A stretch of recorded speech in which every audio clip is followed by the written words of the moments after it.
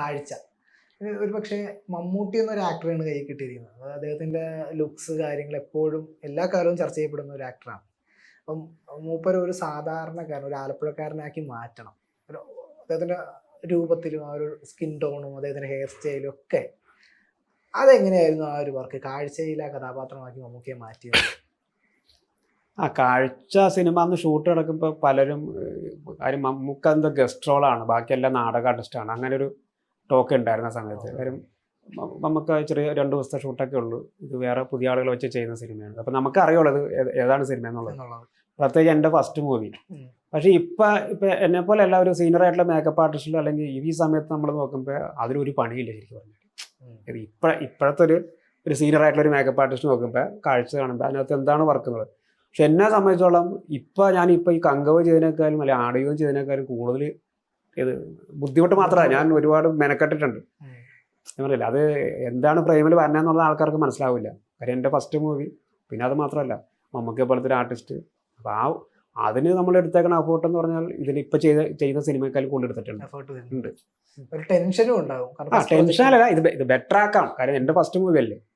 അതിനകത്ത് ഈ പറഞ്ഞ നമ്മളിപ്പോൾ ഏത് സിനിമ ചെയ്താലും പടം ഓടിയാലും ഇല്ലെങ്കിൽ നമ്മുടെ വർക്കിന് ഒരു ചിത്തപ്പരും വരാൻ പാടില്ല, അല്ലെങ്കിൽ നമ്മുടെ വർക്ക് ശ്രദ്ധിക്കണം. ഒരു സിനിമ ഇറങ്ങുമ്പോൾ അല്ലെങ്കിൽ ഒരു ഫസ്റ്റ് ലുക്ക് ഇറങ്ങുമ്പോൾ നമ്മളൊരു ഡയറക്ടർ ആരാന്ന് അന്വേഷിക്കും ചിലപ്പോൾ, അല്ലെങ്കിൽ നല്ല പാട്ടൊക്കെ ആരാ മ്യൂസിക് ഡയറക്ടർ അന്വേഷിക്കും. അപ്പോൾ അതുപോലെ സിനിമയുടെ പല ഡിപ്പാർട്ട്മെൻറ്റ്. അങ്ങനെ ഒരു ഫസ്റ്റ് ലുക്ക് പോസ്റ്റർ അല്ലെങ്കിൽ ഒരു ആർട്ടിസ്റ്റിൻ്റെ നമ്മൾ ഒരു ക്യാരക്ടറെ കാണുമ്പോൾ അന്വേഷിക്കണം, ഇതിൻ്റെ മേക്കപ്പ് ആരാണെന്ന് അന്വേഷിക്കണം. അങ്ങനെ സിനിമകളാണ് ഞാനിപ്പോൾ എടുക്കാറുള്ളൂ. ഇനി അതുപോലെ തന്നെ ഭ്രമരത്തിലേക്ക് വരാം. ഭ്രമരത്തിലെ മോഹൻലാലിൻ്റെ ക്യാരക്ടർ എന്ന് പറയുമ്പോൾ അയാൾക്കൊരു നിഗൂഢതയുണ്ട്. അതോടൊപ്പം തന്നെ എന്താ പറയുക, ഒരു അയാളുള്ളൊരു ടെൻഷൻ അയാളുടെ മുഖത്ത് എപ്പോഴും വിസിബിൾ ആണ്. ആ ഒരു ക്യാരക്ടറിന് അയാളുടെ രൂപത്തിൽ തന്നെ അതുണ്ട്.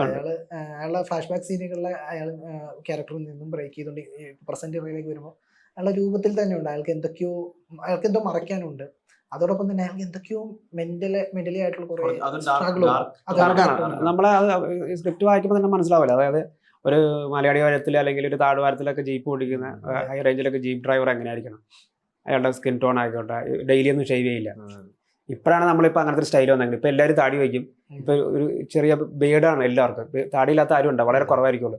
പക്ഷേ നമ്മൾ പഴയ സിനിമയിലെ കാണിക്കുക എന്ന് വെച്ചാൽ ജയിലിൽ നിന്ന് വരുമ്പോൾ കാണിക്കും, അല്ലെങ്കിൽ അങ്ങനെ ഒരു നിരാശയായിട്ട് നടക്കുന്ന ആളെ കാണിക്കും, അല്ലെങ്കിൽ ഇതുപോലെ ഡെയിലി ഷേവ് ചെയ്യാൻ പറ്റാത്ത അങ്ങനെ ജോലി ചെയ്യുന്ന ആളുകളുണ്ടാവും. അപ്പം നമ്മൾ ആ കാലത്തൊക്കെ അങ്ങനെയാണ് ചിന്തിച്ചത്. അതുകൊണ്ടാണ് അങ്ങനത്തെ ഒരു സ്റ്റബിൾ കാര്യങ്ങൾ, ചെറിയ സ്കിൻ ടോണ്, ഹെയർ സ്റ്റൈൽ ആയിക്കോട്ടെ, നമ്മൾ അങ്ങനെ ഒരു കോംബ് ചെയ്തിട്ടൊന്നായിരിക്കും.